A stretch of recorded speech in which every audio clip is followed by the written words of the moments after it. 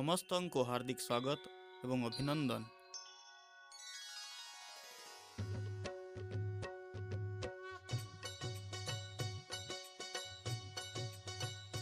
ओम जय जगदीश हरे, स्वामी जय जगदीश हरे।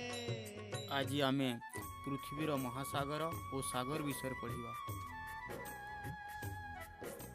जलभाग पृथ्वी पृष्ठर शतकड़ा 71 भाग अर्थात प्राय 36 कोटी वर्ग किलोमीटर अंचल परिव्याप्त।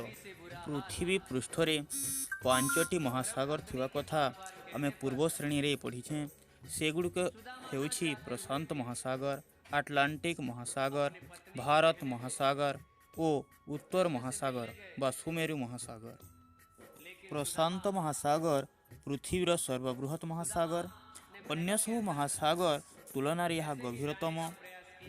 पृथ्वीर गभीरतम मारियाना खात एही महासागर रे अवस्थित।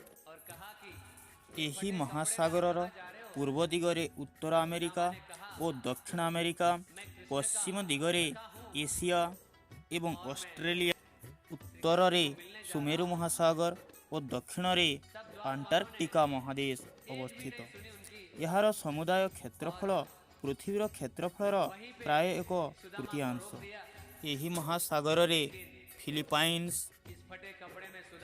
न्यूजीलैंड, जापान और हवाई द्वीपपुंज आदि अवस्थित।